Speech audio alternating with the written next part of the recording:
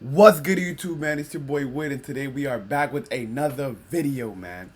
Today's video, we're gonna be reacting to what happens in the first minute after dinosaurs disappear. Yo, I'm not even gonna say too much, really.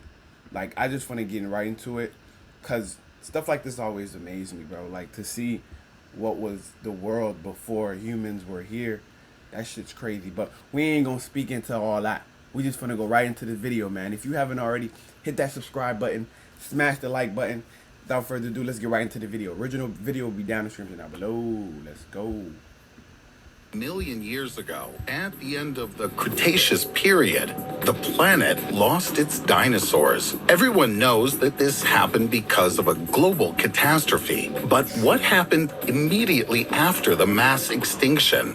I decided to go back in time for a while and see for myself. And it turns out that everything was completely different than we're used to thinking. Today, we're going to visit a planet that humans haven't yet set foot on. A planet that was almost destroyed by a meteor strike.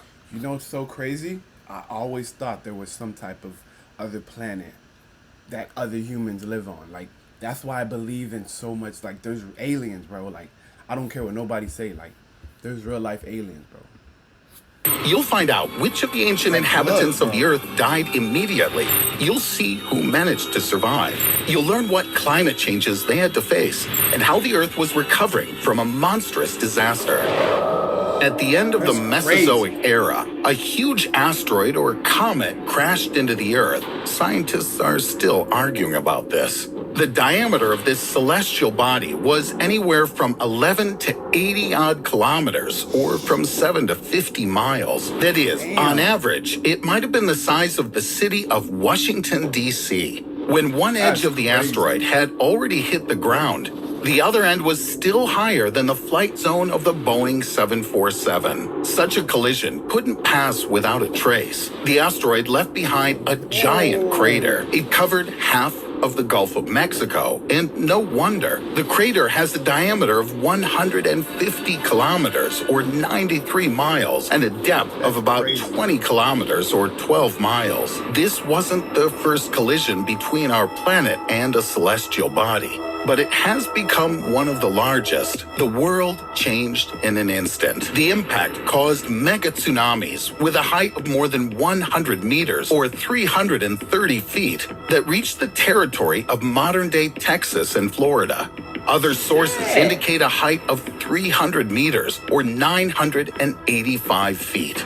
That's, for example, the height of the Eiffel Tower. And some claim that the first wave rose up to 1.5 kilometers, or 9/10 of a mile tall. 5 Eiffel Towers. Yo! There's no way in hell you're surviving that shit. There's no way. 5 Eiffel... Bro, what?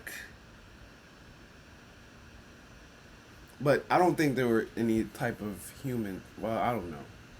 Displaced so much water from the ocean that huge waves crashed on the coastline for 10 hours. And this isn't even the worst case scenario. If the impact had been deeper, the tsunamis would have been even taller. The explosion that occurred when the celestial body fell was about 100 million times more powerful than the famous thermonuclear Tsar Bomba. Forests within thousands of kilometers or hundreds of miles were destroyed in just a second. Some scientists believe the explosion was equivalent to 100 trillion tons of TNT. It was enough to destroy the coastline, cause 12-point earthquakes and landslides all the way to Argentina. And these, in turn, caused new tsunamis, a real chain of horror. Impossible to survive if you found yourself in its path. But this was only the beginning of the disaster. The energy with which the asteroid crashed into the Earth was enough to set fire to the landscape within a radius of 1,500 kilometers, or 930 miles. Even huge dinosaurs like Diplodocus died. Those that weren't hit by the explosion or fire were dragged away by the retreating wave. Tiny particles of rock and other fragments were thrown high into the atmosphere. Later, geologists have found these fragments all over the world. because after being blown into the air, about 40 minutes later, the particles began to fall rapidly. They were like drops of hot glass. Their kinetic energy was equivalent to 20 million megatons of TNT, and all of it was converted into heat. Each falling particle turned into an incandescent lamp. Together, they quickly warmed up the atmosphere, and the Earth became a real hell. The vast majority of dinosaurs and many other terrestrial organisms were in the affected area. After avoiding a tsunami or earthquake, they likely died after a few hours from intense heat. The planet, previously covered with forests, almost instantly caught fire. About 75% of living things were destroyed, including any mammal weighing more than 25 kilograms or 55 pounds. Acid rain oxidized the oceans. Half of the plant species also died immediately or within a few hours. Soot from the fires combined with dust from the impact blocked the sun's rays. The Earth was deprived of sunlight for about a year. This greatly affected the climate. Bro, just imagine being in darkness for a year. Yo, that is crazy. Complete dark. I mean pitch dark from goddamn morning to night. Like, what? And it's crazy because some part of the country, like, I don't know, China be having that shit.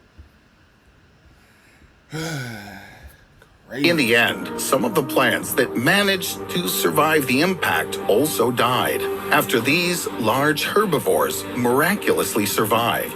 Then carnivores. Water ecosystems were also destroyed, but not completely.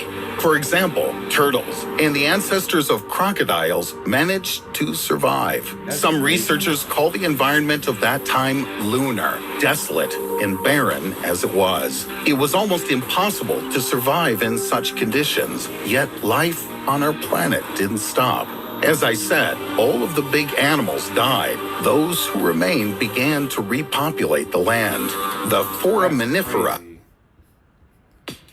With Fundrise, you can invest here, from there, or there, from were the first to recover. These are single-celled organisms that appear in the crater a few years after the impact. Then the ferns awoke. In just a millennium, they were able to expand and occupy almost all of the space that was left. But large mammals faced different conditions. There wasn't enough food. Therefore, only small animals weighing no more than 600 grams, or 1 3/10 of a pound, roamed among the ferns. There were just a few flowering plants and nutritious seeds in the world. But after 100,000 years, mammals returned to the size of a raccoon. The ferns were replaced by palm forests. There was more food. The world was gradually returning to normal. 200,000 years later, the so-called palm period was replaced by the period of pecan pie. Of course, no pies were prepared then, but there were nut-like plants. This means that there was much more nutritious food. Mammals took advantage of this. The diversity of species increased by about 3 times. The largest individuals reached 25 kilograms or 55 pounds. This is the weight of a fairly large beaver or gazelle. It seems that mammals evolved along with plants. Finally, about 700,000 years later, there were beans. And this is much more important than it seems at first glance. Beans worked as protein bars for ancient mammals. They further increased the size of the animals, and at the same time, the diversity of species. At this stage, the future rulers of the planet weighed more than 50 kilograms, or 110 pounds. This is about the weight of a large modern cheetah. The ancient mammals were 100 times heavier than their ancestors who lived among the ferns, and less than 1 million years had passed. Yes, for a human or any other creature, that's a very long time, but for evolution, it's nothing. The oceans recovered much more slowly. Scientists estimate that it took them about 3 million years. Only then did the flow of organic material return to normal. New species took over the vacant ecological niches. Paleontologists consider birds to be one of the few surviving dinosaurs. Their non-avian relatives died out, but a small portion of lizards. I feel like there's so much different, like, animals that haven't even been discovered that's still, like, alive right now. Like, animals underwater or some shit. You feel me? Like, because there's certain levels that you can't even go.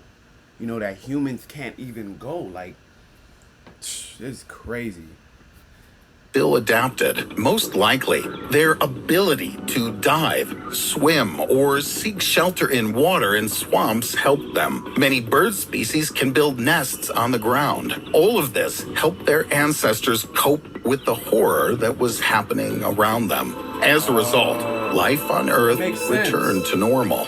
Over time, evolution led to the appearance of humans. This wouldn't have happened without the asteroid hitting the Earth. We can say it was a trigger for human evolution. But what would happen if such a disaster struck again? Well, you already have a rough idea. Surely most of humanity wouldn't survive a new... That's like the end of the world for humankind. Like, there's no way, like, you feel me? That shit happens again, which I think it is, because it's going to be like a day where, that's what I believe, like a day where, you feel me, everything's going to go wrong.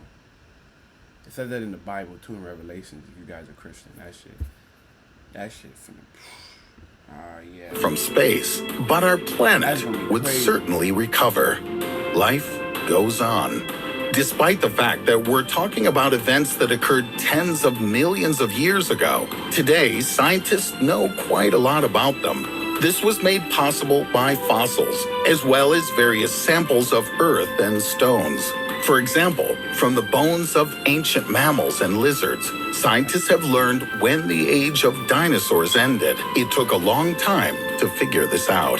If you like the video, give it a thumbs up. Don't forget to subscribe to the channel if you haven't already. And click on the bell to receive timely notifications of new, interesting videos that are waiting for you ahead. That is crazy. Well, I guess it's the end of the video. But what are your thoughts on this video, man? I'm not gonna lie to you, but yeah, just hearing that's crazy. Like, yo, waves that's top. I mean, how are you gonna survive as 5 times as big as the Eiffel Tower? Like, what? That's crazy. But if you guys enjoyed the video, please don't forget to hit that like button. And also, if you haven't subscribed yet, subscribe for your boy. And without further ado, see you guys in the next video. I'm out.